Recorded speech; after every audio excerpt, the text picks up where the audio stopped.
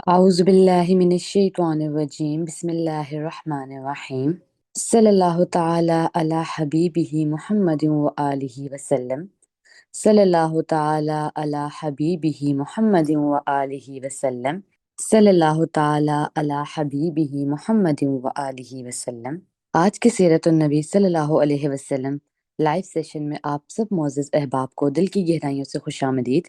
یہ ہمارے لیے باعث سعادت ہے کہ ہم اس سیشن میں جمع ہیں تاکہ اپنے پیارے آقا حضرت محمد مصطفیٰ صلی اللہ علیہ وسلم کی مبارک سیرت سے رہنمائی حاصل کر سکیں۔ آئیے نہایت ادب و عقیدت کے ساتھ اس سیشن کا آغاز کرتے ہیں۔ الحمدللہ رب العالمین والصلاة والسلام علی سید الانبیاء والمرسلین وعلی آلہ واصحابہ اجمعین۔ تمام تعریفیں اس رب کریم کے لیے ہیں جس نے ہمیں یہ شرف عطا فرمایا کہ ہم اس عظیم ہستی صلی اللہ علیہ وسلم کا ذکر کریں جن کی آمد سے کائنات کو رحمت، انسانیت کو ہدایت اور دلوں کو سکون نصیب ہوا۔ نبی کریم صلی اللہ علیہ وسلم کی سیرت طیبہ ہمارے لیے زندگی کا کامل نمونہ ہے۔ آپ صلی اللہ علیہ وسلم کی مبارک حیات ہمیں یہ سکھاتی ہے کہ انسان اپنے کردار، اخلاق اور معاملات میں کس طرح پاکیزگی، محبت، صبر اور عدل کو اختیار کرے۔ سیرت مبارکہ کا مطالعہ محض ماضی کے واقعات کو جاننا نہیں بلکہ یہ ایک ایسی روشنی ہے جو ہر دور کے انسان کو صحیح راستہ دکھاتی ہے۔ جب ہم حضور اکرم صلی اللہ علیہ وسلم کی زندگی کے واقعات کو غور و فکر کے ساتھ پڑھتے اور سمجھتے ہیں تو ہمارے دلوں میں آپ صلی اللہ علیہ وسلم کی محبت اور عقیدت مزید مضبوط ہو جاتی ہے اور ہماری زندگیوں میں بھی ایک مثبت تبدیلی پیدا ہونے لگتی ہے۔ اسی مقصد کے ساتھ آج ہم سیرت طیبہ صلی اللہ علیہ وسلم کے چند اہم پہلوؤں پر گفتگو کریں گے اور ان سے ملنے والی حکمت اور رہنمائی کو سمجھنے کی کوشش کریں گے۔ آج کے سیشن میں ہم اپنے پیارے آقا صلی اللہ علیہ وسلم کے معجزات پڑھیں گے۔ رسول اکرم صلی اللہ علیہ وسلم کی ذات اقدس اللہ تعالیٰ کی قدرت، رحمت اور ہدایت کی عظیم ترین مظہر ہے۔ آپ صلی اللہ علیہ وسلم کی مبارک زندگی کا ہر لمحہ اللہ کی خاص نشانیوں اور معجزات سے روشن ہے۔ اللہ تعالیٰ نے اپنے محبوب نبی صلی اللہ علیہ وسلم کو ایسے معجزات عطا فرمائے جو آپ صلی اللہ علیہ وسلم کی نبوت کی سچائی اور عظمت کو واضح کرتے ہیں اور انسانوں کے لیے ایمان و یقین کا ذریعہ بنتے ہیں۔ یہ معجزات صرف اعلان نبوت کے بعد ہی ظاہر نہیں ہوئے بلکہ آپ صلی اللہ علیہ وسلم کی ولادت مبارک سے پہلے اور بچپن میں بھی اللہ تعالیٰ نے اپنی قدرت کے حیرت انگیز نشانیاں ظاہر فرمائی۔ مثال کے طور پر اصحاب الفیل کا واقعہ، ولادت کے وقت ظاہر ہونے والی نورانی کیفیات اور بچپن میں پیش آنے والے شق صدر کا واقعہ اس بات کی گواہی دیتے ہیں کہ اللہ تعالیٰ نے اپنے محبوب صلی اللہ علیہ وسلم کو ایک عظیم مقصد اور عالمین کی ہدایت کے لیے منتخب فرمایا تھا۔ آئیے اپنے دلوں کو ادب و احترام کے ساتھ بارگاہ رسالت صلی اللہ علیہ وسلم میں جھکا کر حاضر ہوتے ہیں، اس امید کے ساتھ کہ پیارے آقا صلی اللہ علیہ وسلم ہمیں اپنی سیرت کا فیض ضرور عطا فرمائیں گے اور یہ سیشن ہمارے دلوں اور روحوں کے لیے سکون کا باعث ہوگا۔ آپ صلی اللہ علیہ وسلم کے بچپن کے معجزات۔ ولادت باسعادت۔ محمد رسول اللہ علیہ الصلاۃ والسلام نے جب اس دنیا میں آنکھ کھولی تو آپ صلی اللہ علیہ وسلم کے والد حضرت عبداللہ اس جہاں سے رخصت ہو چکے تھے۔ حضرت عبداللہ شادی کے کچھ عرصے کے بعد ایک تجارتی قافلے کے ساتھ شام گئے۔ واپسی میں یثرب کے مقام پر بیمار ہوئے اور عالم جوانی میں وہیں انتقال کر گئے۔ ان کے انتقال کے 2 ماہ بعد رسول اللہ صلی اللہ علیہ وسلم کی ولادت ہوئی۔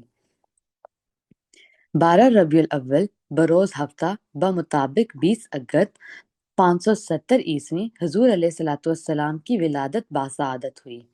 چند مورخین نے آپ کی تاریخ پیدائش 9 ربیع الاول بروز ہفتہ 22 اپریل 571 عیسوی بھی روایت کی ہے۔ حضور علیہ الصلوۃ والسلام کی والدہ محترمہ حضرت آمنہ نے اپنے بیٹے کی پیدائش کی خوشخبری اپنے سسر حضرت عبدالمطلب کو بھیجی جو اس وقت طواف کعبہ میں مصروف تھے۔ حضرت عبدالمطلب خوش و خرم تشریف لائے اور حضور علیہ الصلوۃ والسلام کو خانہ کعبہ میں لے آئے۔ اللہ تعالیٰ سے ہر قسم کے فتنہ اور شر سے محفوظ رہنے کی دعا کی اور شکر ادا کیا۔ آپ صلی اللہ علیہ وسلم کی والدہ نے حضور علیہ الصلوۃ والسلام کا نام احمد جبکہ دادا عبدالمطلب نے حضور علیہ الصلوۃ والسلام کا نام محمد رکھا۔ حضور علیہ الصلوۃ والسلام جب اس دنیا میں تشریف لائے تو سرزمین عرب سرسبز و شاداب ہو گئی، درخت پھلوں سے جھک گئے، مکہ میں خوشحالی آ گئی۔ اسی سال حضور علیہ الصلوۃ والسلام کی ولادت سے تھوڑا عرصہ پہلے ہی اصحاب الفیل کا واقعہ پیش آیا تھا، جب ابراہا اور اس کی 60,000 فوج اور 13 ہاتھی سنگریزوں کی بارش سے کھائے ہوئے بھس میں تبدیل ہوئے۔ مقام غور ہے، کیا یہ محض اتفاق تھا یا ایک عظیم الشان ہستی کی آمد کا اعلان؟ بعض علماء باطن اس واقعے کو آپ صلی اللہ علیہ وسلم کا معجزہ قرار دیتے ہیں کہ بطن مادر سے ہی آپ صلی اللہ علیہ وسلم کے تصرف کی بدولت جو کعبے کو ڈھانے آئے تھے خود ہی نیست و نابود ہو گئے۔ حضور علیہ الصلوۃ والسلام کی ولادت کے وقت زلزلہ آیا اور کسریٰ شہنشاہ فارس کے محل کے 14 کنگرے گر پڑے۔ آتش کدہ میں صدیوں سے روشن آگ بجھ گئی۔ حضرت عثمان بن ابی عاص کی والدہ فاطمہ بنت عبداللہ فرماتی ہیں، میں حضور علیہ الصلوۃ والسلام کی ولادت کے وقت حضرت آمنہ کے پاس موجود تھی۔ میں نے دیکھا کہ پورے گھر میں نور ہی نور تھا اور آسمان میں ستارے جھکے ہوئے محسوس ہو رہے تھے، یہاں تک کہ مجھے گمان ہوا کہ آسمان سے ستارے زمین پر آ جائیں گے۔ حضرت عبد المطلب نے حضور علیہ الصلوۃ والسلام کی ولادت سے پہلے خواب میں دیکھا کہ ایک زنجیر ہے جس کا ایک سرا آسمان اور دوسرا زمین پر ہے۔ کچھ دیر بعد زمین پر درخت بن گیا جس کے ہر سرے پر نور ظاہر ہو رہا تھا۔ قریش میں سے کچھ لوگ اس کی شاخوں کو پکڑے ہوئے ہیں اور کچھ لوگ ان کی شاخوں کو کاٹنا چاہتے ہیں، لیکن جو لوگ شاخوں کو کاٹنا چاہتے تھے کامیاب نہیں ہوئے۔ حضور علیہ الصلوۃ والسلام نے 3 دن تک اپنی والدہ کا دودھ پیا، پھر چند روز صوبیہ نے دودھ پلایا۔ صوبیہ ابو لہب کی کنیز تھی۔ اسی خاتون نے حضور علیہ الصلوۃ والسلام کے چچا حضرت حمزہ کو بھی دودھ پلایا تھا۔ یہ وہ خوش قسمت خاتون تھی جنہوں نے حضور علیہ الصلوۃ والسلام کی پیدائش کی خبر ابو لہب کو سنائی تو اس نے انہیں آزاد کر دیا۔ باران رحمت۔ عربوں میں رواج تھا کہ وہ پرورش کے لیے کم سن بچوں کو صحرا میں بھیج دیتے تاکہ وہاں کے صحت افزا مقام پر رہ کر بچوں کی نشوونما اچھی ہو، ان کے جسم طاقتور اور اعصاب مضبوط ہوں اور وہ اپنے گہوارہ ہی سے خالص اور ٹھوس عربی سیکھ لیں۔ دیہاتوں میں رہنے والی عرب خواتین سال کے مختلف حصوں میں مکہ آتی تھی اور شیر خوار بچوں کو پرورش کے لیے صحرا میں لے جاتی تھی۔ قبیلہ بنو سعد بن بکر کی عورتوں نے دوسرے بچوں کو گود لیا اور حضرت حلیمہ سعدیہ نے حضور علیہ الصلوۃ والسلام کو سینے سے لگایا۔ جب حضرت حلیمہ سعدیہ اپنے شوہر حارث کے ساتھ مکہ تشریف لائیں، اس وقت مکہ میں خوشحالی تھی اور لوگ باران رحمت کے منتظر تھے۔ حضور علیہ الصلوۃ والسلام جب دنیا میں تشریف لائے تو کسی دائی نے انہیں دودھ پلانے کے لیے قبول نہ کیا۔ اس کی وجہ یہ تھی کہ حضور علیہ الصلوۃ والسلام یتیم تھے۔ حضرت حلیمہ کہتی ہیں کہ میں نے شروع اسی خیال سے حضور علیہ الصلوۃ والسلام کو گود نہ لیا، لیکن مجھے غربت اور افلاس کی وجہ سے دودھ پلانے کے لیے کوئی اور بچہ نہ ملا۔ میرے خاوند نے جب یہ دیکھا کہ ہم خالی ہاتھ جائیں گے تو ہمیں شرمندگی ہوگی، تو اس نے کہا تم اس بچے کو ضرور لے آؤ۔ رضاعت کے دوران حضرت حلیمہ نے حضور علیہ الصلوۃ والسلام کی برکت کے ایسے ایسے مناظر دیکھے کہ سراپا حیرت رہ گئی۔ سیرت ابن حشام کے مطابق حضرت حلیمہ یہ بیان کرتی تھیں کہ وہ اپنے شوہر کے ساتھ ایک چھوٹے سے دودھ پیتا بچہ لے کر بنو سعد کے کچھ عورتوں کے قافلے میں اپنے شہر سے باہر دودھ پینے والے بچوں کی تلاش میں نکلی۔ یہ قحط سالی کے دن تھے اور قحط نے کچھ باقی نہ چھوڑا تھا۔ میں اپنی سفید گدی پر سوار تھی اور ہمارے پاس ایک اونٹنی بھی تھی، لیکن بخدا اس سے ایک قطرہ دودھ نہ نکلتا تھا۔ ادھر بھوک سے بچہ اس قدر بلکتا تھا کہ ہم رات بھر سو نہ پاتے تھے۔ نہ میرے سینے میں بچے کے لیے کچھ تھا، نہ اونٹنی کو اس کی خوراک دی جا سکتی تھی۔ بس ہم بارش اور خوشحالی کی آس لگائے بیٹھے تھے۔ میں اپنی گدی پر سوار ہو کر چلی تو وہ کمزور اور دبلے پن کے سبب اتنی سست رفتار نکلی کہ پورا قافلہ تنگ آ گیا۔ بہرحال کسی نہ کسی دودھ پینے والے بچوں کی تلاش میں مکہ پہنچ گئے۔ پھر ہم میں سے کوئی عورت ایسی نہ تھی جس پر حضور علیہ الصلوۃ والسلام کو پیش نہ کیا گیا ہو، مگر جب اسے بتایا جاتا کہ حضور علیہ الصلوۃ والسلام یتیم ہیں تو وہ لینے سے انکار کر دیتی، کیونکہ ہم بچے کے والد سے داد و دہش کی امید رکھتے تھے۔ ہم کہتے کہ یہ تو یتیم ہے، بھلا اس کی بیوہ ماں اور اس کے دادا کیا دے سکتے ہیں۔ بس یہی وجہ تھی کہ ہم حضور علیہ الصلوۃ والسلام کو لینا نہیں چاہتے تھے۔ ادھر جتنی عورتیں میرے ہمراہ آئیں سب کو کوئی نہ کوئی بچہ مل گیا، صرف مجھ کو ہی نہ مل سکا۔ جب واپسی کی باری آئی تو میں نے اپنے شوہر سے کہا، خدا کی قسم مجھے اچھا نہیں لگتا کہ میری سہیلیاں تو بچے لے جائیں اور تنہا میں کوئی بچہ لیے بغیر واپس جاؤں۔ میں جا کر اس یتیم بچے کو لے لیتی ہوں۔ میرے شوہر نے کہا، کوئی حرج نہیں، ممکن ہے اللہ اسی میں ہمارے لیے برکت دے۔ اس کے بعد میں نے جا کر بچہ لے لیا۔ حضرت حلیمہ کہتی ہیں کہ جب میں حضور علیہ الصلوۃ والسلام کو لے کر اپنے ڈیرے پر واپس آئی اور محمد صلی اللہ علیہ وسلم کو اپنی آغوش میں رکھا، اسی وقت میرا سینہ دودھ سے بھر گیا اور آپ علیہ الصلوۃ والسلام نے سیر ہو کر دودھ پیا اور آپ صلی اللہ علیہ وسلم کے ساتھ ان کے رضائی بھائی نے بھی شکم سیر ہو کر پیا۔ پھر دونوں سو گئے، حالانکہ اس سے پہلے ہم اپنے بچے کے ساتھ سو نہیں سکتے تھے۔ ادھر میرے شوہر اونٹنی دھونے گئے تو دیکھا کہ اس کے تھن دودھ سے لبریز ہیں۔ انہوں نے اتنا دودھ دوہا کہ ہم دونوں نے نہایت آسودہ ہو کر پیا اور بڑے آرام کے ساتھ رات گزاری۔ ان کا بیان ہے کہ صبح ہوئی تو میرے شوہر نے کہا، حلیمہ خدا کی قسم تم نے ایک بابرکت روح حاصل کی ہے۔ میں نے کہا، مجھے بھی یہی توقع ہے۔ حضرت حلیمہ کہتی ہیں کہ اس کے بعد ہمارا قافلہ روانہ ہوا۔ میں اپنی اسی خستہ حال گدی پر سوار ہوئی اور اس بچے کو بھی ساتھ لیا، لیکن اب وہی گدی خدا کی قسم پورے قافلے کو کاٹ کر اس طرح نکل گئی کہ کوئی گدھا اس کا ساتھ نہ پکڑ سکا۔ یہاں تک کہ میری سہیلیاں مجھ سے کہنے لگی، او ابو زویب کی بیٹی، یہ کیا ہے؟ ذرا ہم پر مہربانی کر، آخر یہ تیری وہی گدی تو ہے جس پر تو سوار ہو کر آئی تھی۔ میں کہتی، ہاں بخدا یہ وہی ہے۔ وہ کہتی، اس کا یقیناً کوئی خاص معاملہ ہے۔ پھر ہم بنو سعد میں اپنے گھروں میں پہنچ گئے۔ مجھے معلوم نہیں کہ اللہ کی روئی زمین کا کوئی خطہ ہمارے علاقے سے زیادہ قحط زدہ تھا، لیکن ہماری واپسی کے بعد میری بکریاں چرنے جاتی تو آسودہ حال اور دودھ سے بھرپور واپس آتی۔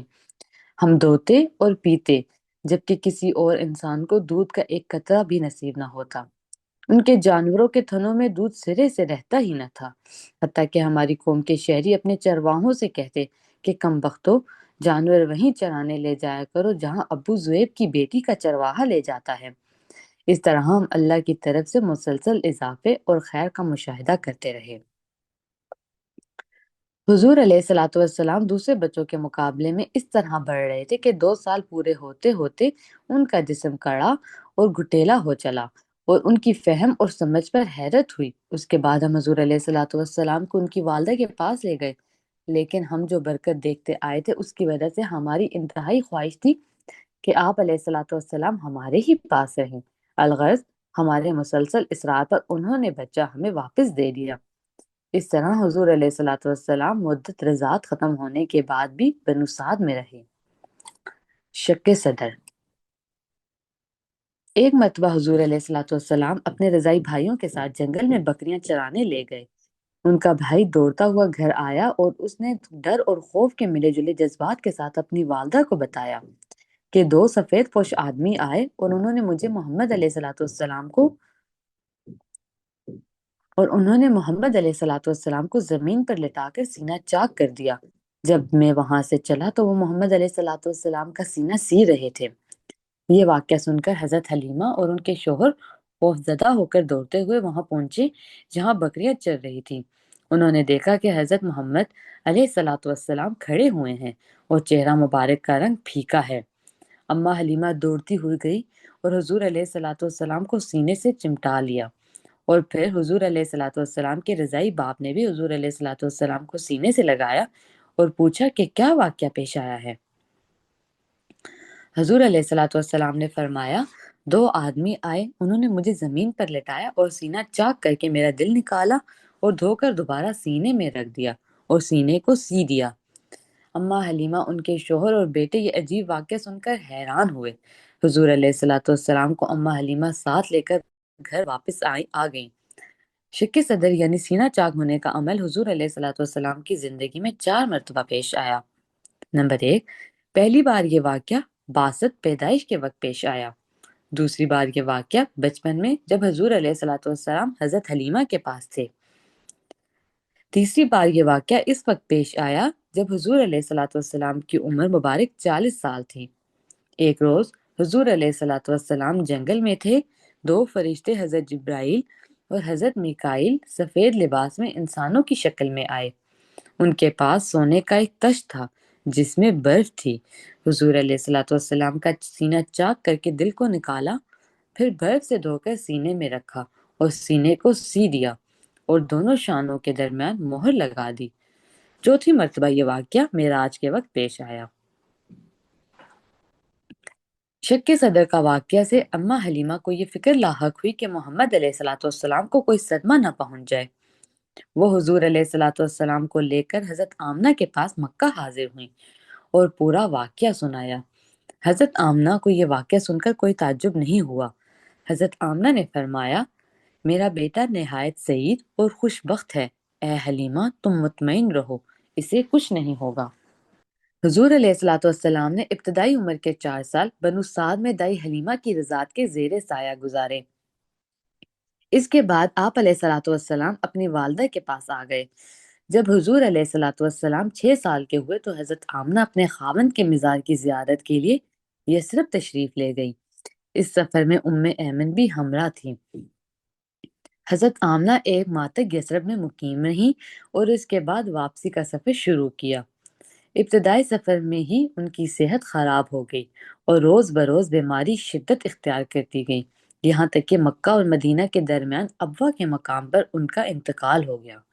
ایمن حضور علیہ الصلوۃ والسلام کو مکہ مکرمہ واپس لائی اور حضرت عبد المطلب کے سپرد کر دیا۔ حضرت عبد المطلب حضور علیہ الصلوۃ والسلام سے بے حد محبت کرتے تھے اور ہر وقت آپ صلی اللہ علیہ وسلم کا خیال رکھتے تھے۔ سیرت نگاروں کے مطابق حضرت عبد المطلب حضور علیہ الصلوۃ والسلام کے بغیر کبھی کھانا نہیں کھاتے تھے۔ جب دسترخوان پر کھانا چن دیا جاتا تو حضرت عبد المطلب حکم دیتے، میرے بیٹے کو میرے پاس لاؤ۔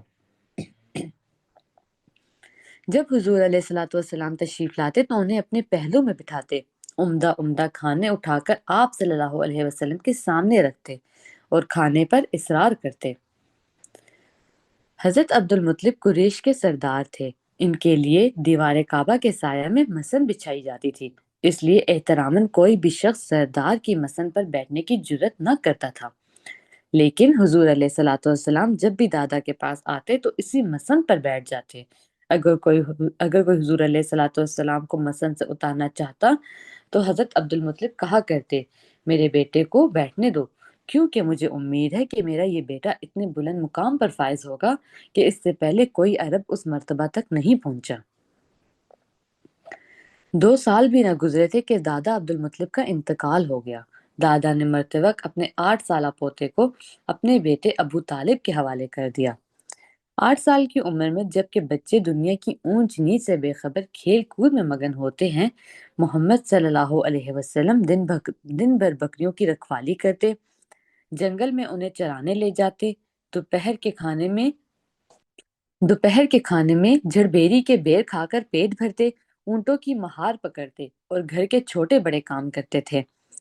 محمد صلی اللہ علیہ وسلم نے اپنے چچا کا ہاتھ بٹانے کے لیے اور چچا کے کندھوں سے اپنا بوجھ ہٹانے کے لیے مذکورہ بالا مصروفیتیں تلاش کر لی۔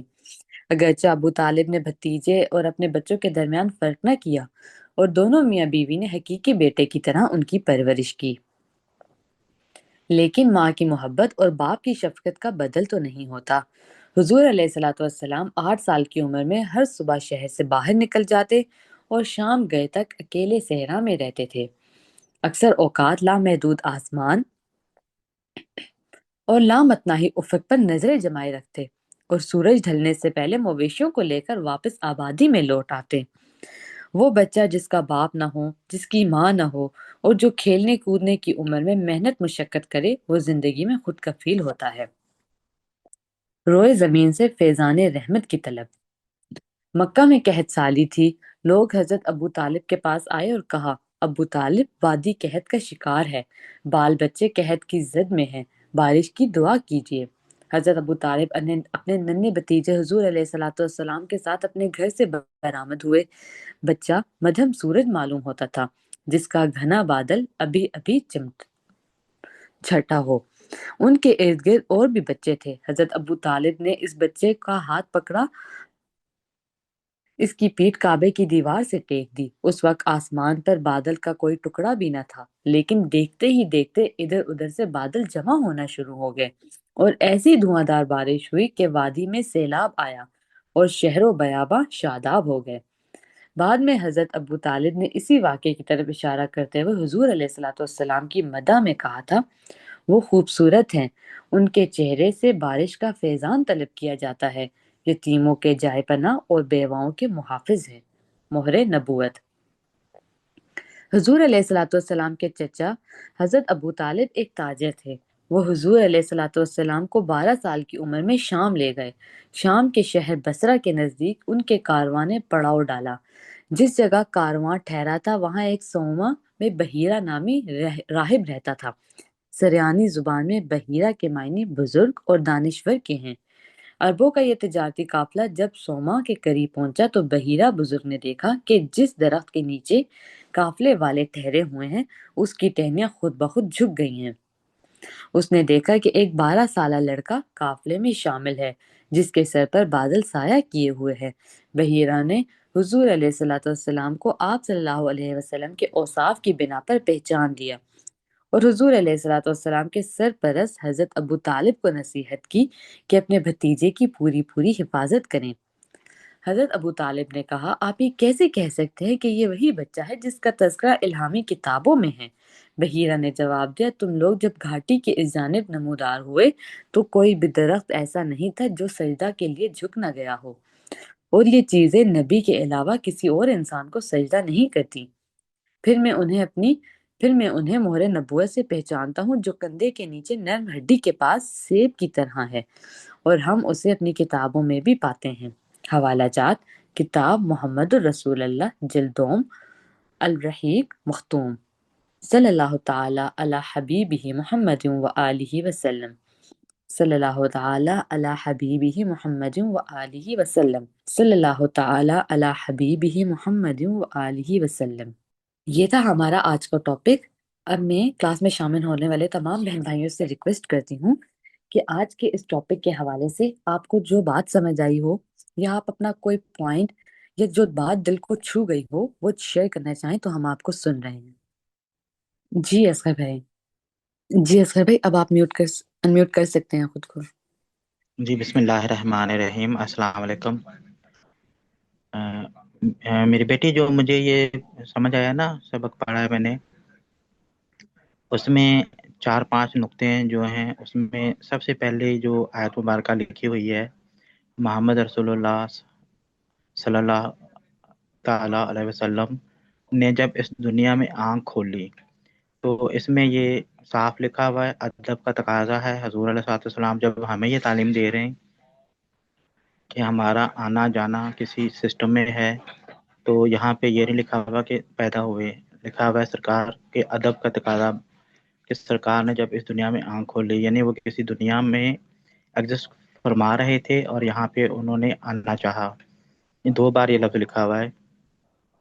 حضور علیہ السلام جب اس دنیا میں تشریف لائے تو وہ کہیں پہ موجود ہیں اور ابھی کہیں پہ موجود ہیں۔ دوسرا نقطہ یہ لکھا ہے کہ حضرت عبد المطلب کو جب یہ خبر ملی تو اس وقت خانہ کعبہ کا طواف ہو رہا تھا، یعنی کہ خانہ کعبہ بھی موجود ہے اور اسلام بھی موجود ہے، سسٹم بھی موجود ہے۔ تیسرا جو نقطہ اس میں ملا تو فرمایا کہ حضرت عبد المطلب سرکار نے دعا فرمائی، اللہ تعالیٰ آپ کو ہر قسم کے فتنہ اور شر سے محفوظ رکھے۔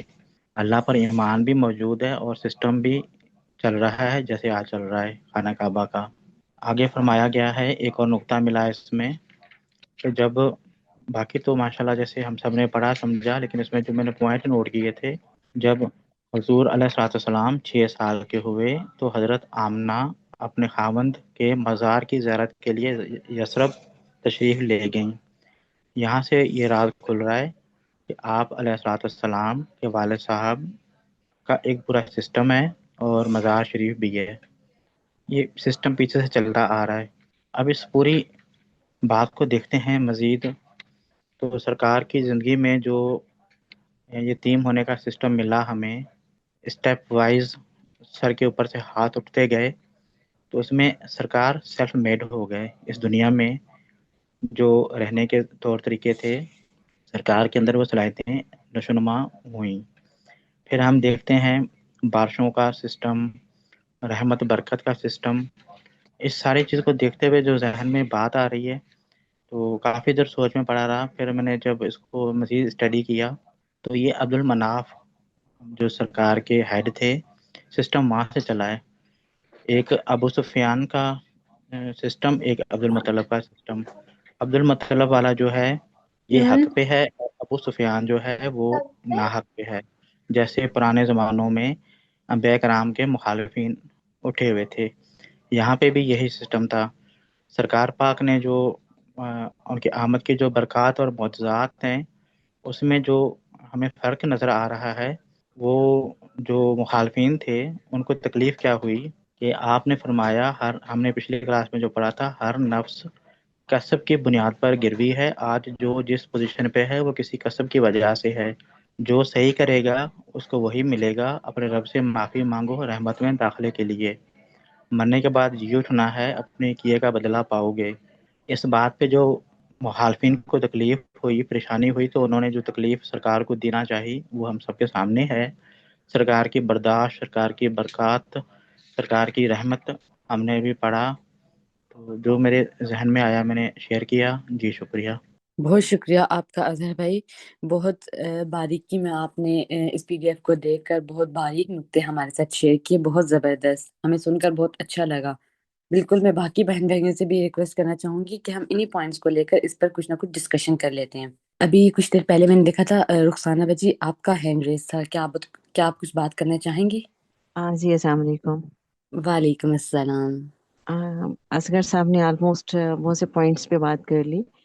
بس ایک دو پوائنٹس میرے ذہن میں مزید آ رہے تھے. ایک تو آپ یہ دیکھیں کہ جب شق الصدر کا واقعہ دوسری بار ہوا ہے تو جہاں حضرت حلیمہ سعدیہ کے صاحبزادے نے اس کو دیکھا تو اٹ مینس کہ دھیان اس طرف جاتا ہے کہ ان کی بھی اندر کی آنکھ کھلی ہوئی تھی کہ وہ یہ سب کچھ دیکھ پائے اور محسوس کر پائے. Number one. دوسرے نمبر پہ جو 8 سال کی بات ہوئی کہ آقا صلی اللہ علیہ وآلہ وسلم کی عمر مبارک 8 سال ہے اور جہاں دوسرے بچے کھیل کود میں مگن ہیں تو وہاں کریم آقا صلی اللہ علیہ وآلہ وسلم بکریاں چرا رہے ہیں. تو ایک بہت ڈفرینٹ پیٹرن آف لائف شروع سے ہی نظر آ رہا ہے. اور جیسے کہ ابھی اصغر صاحب نے بھی فرمایا کہ ایک ایک کر کے کہ آقا صلی اللہ علیہ وآلہ وسلم ابھی دنیا میں ظاہری طور پہ تشریف نہیں لائے اور والد دنیا سے رخصت ہو گئے ہیں. اور پھر گریجولی جیسے دادا، پھر اس کے بعد والدہ، پھر دادا. تو یہ جو ڈیٹیچمنٹ ہے یہ کیا ہمیں بتا رہی ہے؟ تو میرا دھیان امیجیٹلی سورۃ دحا کی اس آیت کی طرف گیا کہ ہم نے آپ کو یتیم پایا اور اپنی آغوش محبت میں لے لیا. تو یہ جو ڈیٹیچمنٹس ہوتی ہیں یہ اللہ کے ساتھ اٹیچمنٹ کی طرف ہمیں لے جاتی ہیں. بس یہی عرض کرنا تھا. Thank you. بالکل بہت زبردست پوائنٹ آپ نے شیئر کیا. بالکل انہیں یہاں پر اس طرح سے کہ انہیں دنیا سے دور کر کے تو انہیں اللہ پاک کے قریب کر دیا. جی عائدہ بجی ہم آپ کو سننا چاہیں گے. السلام علیکم. اچھا یہ مطلب پہلی دفعہ تو یہ ہم اس کی ریڈنگ نہیں کر رہے انڈیویجولی بھی، اور پہلے بھی اس کی ریڈنگ کر چکے، لیکن آج جس پوائنٹ کی طرف میرا دھیان گیا وہ یہ تھا کہ جب حضرت آمنہ سے آ کر ان کی رضائی بی بی حلیمہ نے آ کے تشویش ظاہر کی تو بی بی آمنہ کا جو سکون اور اطمینان تھا اس بات کے اوپر، تو اس سے یہ ظاہر ہوتا ہے کہ بی بی آمنہ کو محمد صلی اللہ علیہ وآلہ وسلم کی معرفت موجود تھی. ٹھیک ہے، تو پھر مجھے اس سے وہ بھی کنیکٹ ہوا کہ مریم علیہ السلام کی طرف بھی وہی آئی. ایک ہوتا ہے کہ معرفت ہوتی ہے، ماں کو معرفت ہوتی ہے، پھر موسیٰ علیہ السلام کی ماں کی طرف وہی آئی. تو اس بات سے اور ان کے اطمینان سے اور ان کے اطمینان بخش جواب سے کہ یہ جو ہے یہ بہت سعید ہے میرا بیٹا، تو اس سے پتہ چلتا ہے کہ بی بی آمنہ کو اپنے بیٹے کی معرفت اور ان کے مقام کی معرفت ان کے پاس موجود تھی. یہ پوائنٹ میرے لیے آج یہ مجھے کلک کیا یہ پوائنٹ نا. تو یہ بہت ہی، اور حضرت عبد المطلب کو بھی حضور علیہ السلام کا مقام اور معرفت بالکل واضح تھی، اور حضرت ابو طالب کو بھی ان کا مقام اور معرفت بہت واضح تھی۔ یہ بات میرے ذہن میں آئی تھی، تو میں نے کہا یہ آپ سے چھوٹا سا پوائنٹ شیئر کیا جائے۔ بالکل، بہت زبردست عائدہ باجی۔ بالکل جیسے ہم بچپن سے سنتے آ رہے ہیں کہ نبی پاک علیہ الصلوۃ والسلام کو نبوت جو ہے وہ 40 سال کی عمر میں ملی، اور سب سے پہلے حضرت اماں خدیجہ ان پر ایمان لائیں۔ یہ بات بھی ہے، لیکن ہمیں ہمارا آج کے اس ٹاپک کو پڑھ کر اس طرف بھی دھیان جاتا ہے کہ حضرت بی بی آمنہ بھی اس متعلق پہلے سے جانتی تھی۔ بالکل، بہت زبردست۔ جی مریم باجی۔ السلام علیکم جی۔ جی باجی، مجھے جو پوائنٹ بس ہائی لائٹ ہوا وہ یہی کہ آقا صلی اللہ علیہ وسلم کا جو نور ہے اس کی بات ہوئی، اور اس سے یہ محسوس ہوا کہ ہر چیز جو ہے وہ آقا صلی اللہ علیہ وآلہ وسلم کو پہچانتی تھی، جانتی تھی، ان کا نور، ان کی پریزنس کو۔ جیسے بادلوں کی بات ہوئی، اور پھر درخت کی بات ہوئی، بحیرہ راہب نے جو کہا، اس نے کہا تھا کہ سارے درخت چھکے ہوئے تھے آقا صلی اللہ علیہ وسلم کے لیے۔ تو اب سائنس بھی اس چیز کو یہی کہتی ہے کہ ہر چیز شعور رکھتی ہے، اور اگر ہم قرآن پاک میں اس چیز کو دیکھنا چاہیں تو اللہ تعالیٰ کئی جگہ پہ اس طرح فرماتے ہیں، جیسے 33 کی 72 میں اللہ تعالیٰ فرماتے ہیں کہ ہم نے دکھلائی امانت آسمانوں کو اور زمین کو اور پہاڑوں کو، پھر کسی نے قبول نہ کیا کہ اس کو اٹھائیں، اور اس سے ڈر گئے اور اٹھا لیا اس کو انسان نے، یہ ہے بڑا بے ترس نادان۔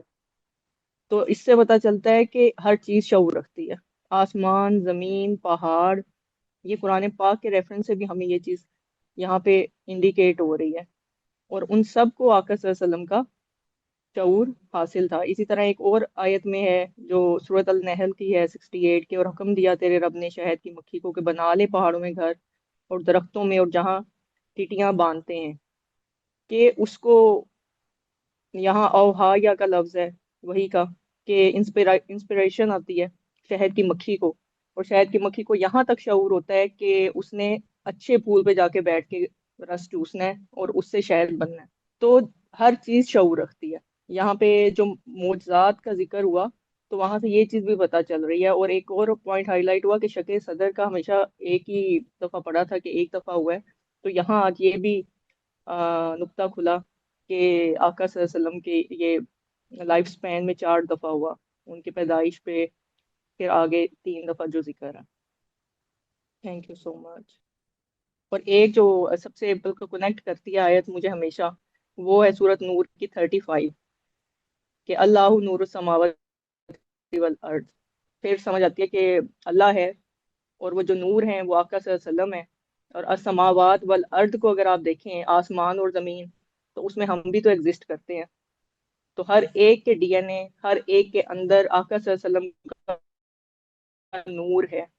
آقا صلی اللہ علیہ وسلم وہ میڈیم ہے جو اللہ اور آقا صلی اللہ علیہ وسلم سے ہمیں جوڑ کے رکھتا ہے، ہر چیز کو جوڑ کے رکھتا ہے۔ اگر یہ نور نکل جائے تو پھر سب کچھ ختم ہو جائے، کوئی چیز ظاہر ہمیں نظر ہی نہ آئے۔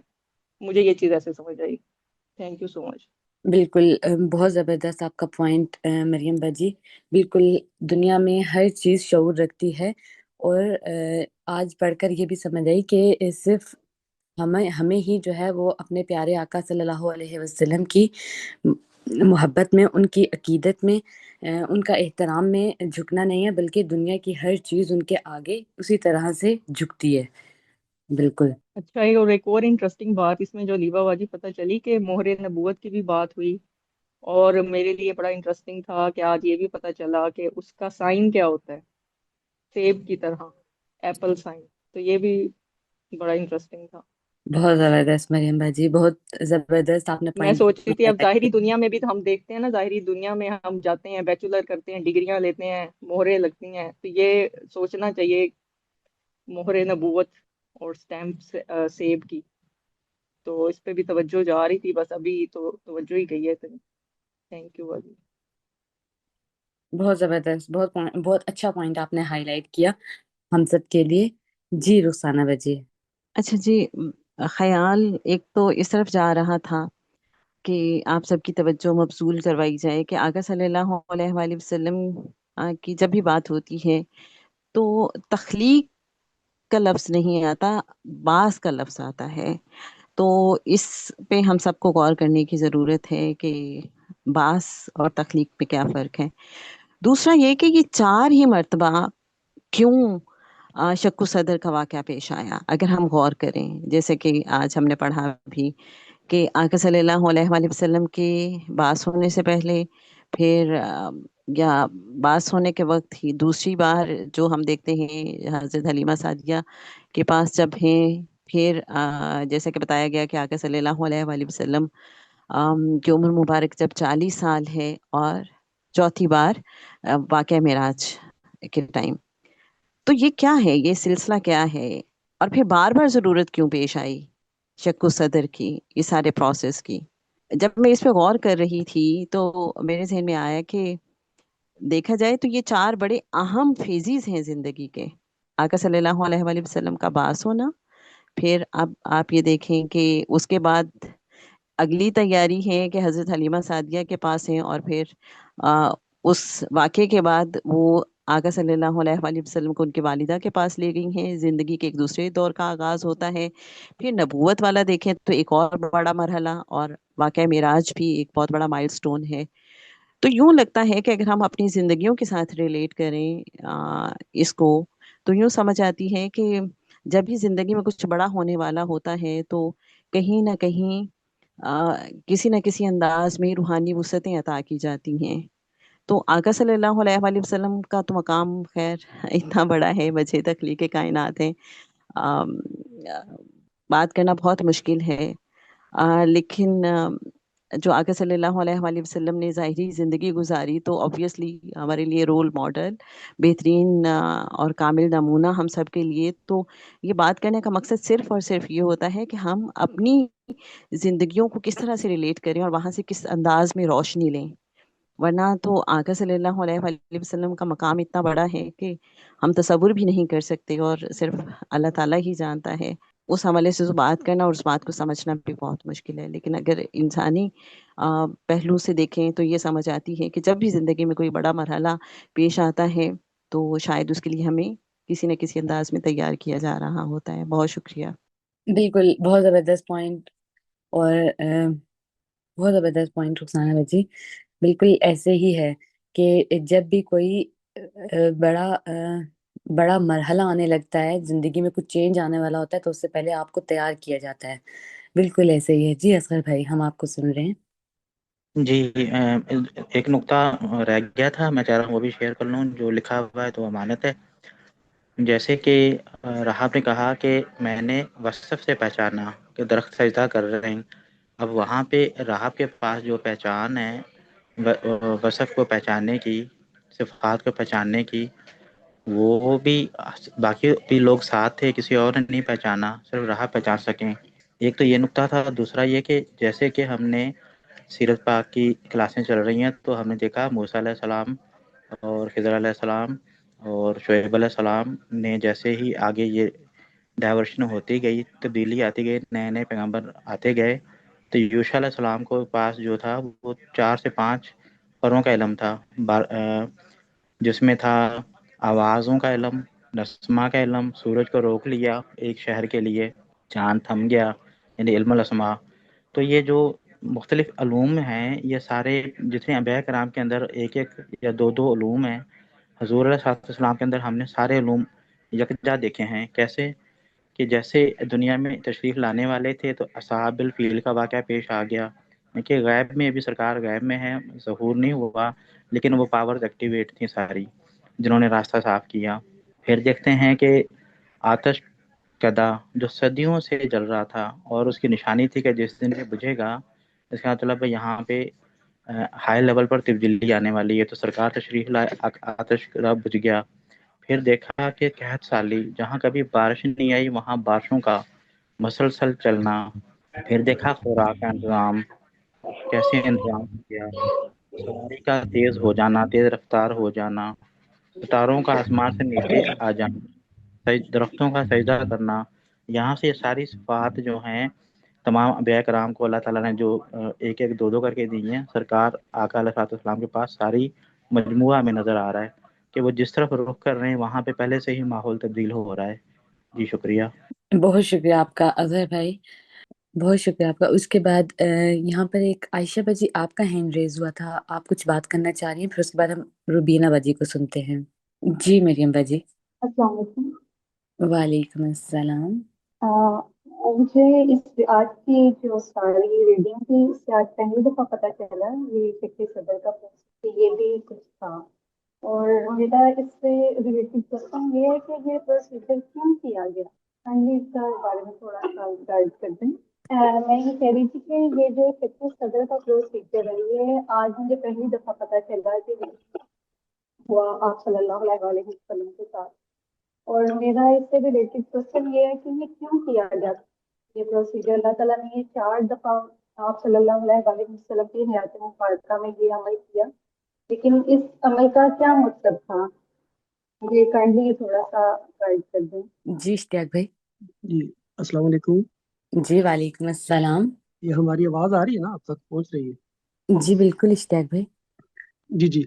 ये कुछ हमें इस तरह समझ आ रहा है, आप हमारी रहनुमाई फरमाएं, जैसे मरियम बाजी फरमा रही थी ना कि ये क्यों हुआ। तो जब हम सूरह शरफ को देखते हैं तो उसमें अल्लाह ताला ये फरमाता है कि क्या हमने खोल नहीं दिया तेरा सीना सदरे का। और अब आगे अगली आयत के अंदर वजह आ जाती है, वज़अना अन्का विज़रक, कि उतार रखा हमने तुझ पर से तेरा बोझ। और अल्लज़ी अनकदा ज़हरक, कि जिसने झुका दी थी पीठ तेरी। और वरफ़अना लका ज़िक्रक, कि बुलंद किया हमने जिक्र तेरा, अरफा किया। तो ये सदर का लफ्ज हम कुरान पाक में पढ़ते हैं, एक सदर का लफ्ज आता है, एक आता है कल्ब का लफ्ज आता है, एक फुआद का लफ्ज आता है। तो सदर, हम किसी भी शहर को देखते हैं तो एक रावलपिंडी का सदर है, कराची के अंदर एक सदर है, लाहौर के अंदर सदर है, यानी शहर का मेन मरकजी पॉइंट। तो ये जो सदर है, सीना है, सीना ले लें हम, तो ये हमारे वजूद का एक मेन मरकजी पॉइंट है। जिस तरह हम कहते हैं ना अक्सर दिल पर बोझ, तो बाज किसी भी वजह से जो बोझ होते हैं वो शरह सदर होने का मतलब ये है कि वो जहन खुल जाता है, वुसअत मिल जाती है, बुलंदी मिल जाती है, जहन इतना खुल जाता है कि हमारा जो बोझ है वो खत्म हो जाता है, बिल्कुल बंदा लाइट हो जाता है। तो ये इस हवाले से मतलब ये बात हमें समझ आ रही है कि वो मजीद बुलंदी देने के लिए अल्लाह ताला ने आगे ये फरमा दिया, वरफाना लका जिक्र, कि बुलंद किया हमने आपका जिक्र। तो जैसे जैसे घड़ी गुजरती है ऐसे ऐसे हुजूर अलैहिस्सलातु वस्सलाम का जिक्र जो है वो अरफा बुलंद होता जाता है, होता जाता है, हो रहा है, हो रहा है और होता रहेगा। तो हर लम्हा हर घड़ी जो है वो शान है। तो कुरान पाक में भी हम सूरह रहमान के अंदर भी ये समझते हैं कि अल्लाह ताला फरमाता है कुल्ल यौमिन हुआ फी शान, कि हर लम्हा हर घड़ी अल्लाह ताला की एक नई शान है। तो वो हुजूर अलैहिस्सलाम के मुतालिक भी ये आता है कि वो 70 दफा इस्तिगफार फरमाते थे। अब वो 70 दफा इस्तिगफार क्यों फरमाते थे, तो वो तो माजल्ला सुम्मा माजल्ला, तो हम ऐसा उनके बारे में सोच भी नहीं सकते। तो अब वो वजह ये थी कि जैसा लम्हा गुजरता तो अल्लाह ताला की एक नई शान उनके सामने आती, तो हर लम्हे के साथ उनकी नई शान उनके सामने आती है। तो ये इस हवाले से अल्लाह ताला यहाँ फरमा रहा है, बुलंदी के लिहाज से, उनकी रिफत के लिहाज से, वो लम्हा ब लम्हा उनकी रिफत बढ़ रही है, बुलंद हो रही है। तो ये शरह सदर का मतलब ये मानी हमें समझ में आता है। तो इसमें हमारी इस्लाह आप फरमा सकती हैं। तो ये सूरह 94 जो सूरत है, इससे हमें ये बात यूं समझ में आती है। बहुत शुक्रिया भाई। बहुत शुक्रिया इश्तियाक भाई। अगर किसी और बहन भाई की कोई बात नहीं है तो हम अपने सेशन को एंड करते हैं एक छोटी सी दुआ के साथ कि या अल्लाह पाक, हम आपका शुक्र अदा करते हैं कि आपने हमें अपने महबूब सल्लल्लाहु अलैहि वसल्लम के मुबारक मौजज़ात और निशानियों को सुनने और समझने की तौफीक अता फरमाई। या अल्लाह, हमें भी तौफीक अता फरमाई कि हम नबी करीम सल्लल्लाहु अलैहि वसल्लम की सीरत तैयबा पर गौर करें और उनकी मोहब्बत को अपनी ज़िंदगी का हिस्सा बनाएं और अपने आमाल को उनकी तालीमात के मुताबिक ढाल सकें। या अल्लाह पाक, हमारे दिलों में अपने महबूब सल्लल्लाहु अलैहि वसल्लम का ऐसा अदब और एहतराम पैदा फरमा दीजिए कि उनका नाम मुबारक सुनते ही हमारे दिल आजिज़ी और मोहब्बत से झुक जाएं। आमीन या रब्बुल आलमीन। آپ سب سے اگلے ہفتے نیکسٹ ٹاپک کے ساتھ پھر دوبارہ ملاقات ہوتی ہے. تب تک کے لیے آپ سب کا بہت شکریہ اور اللہ حافظ.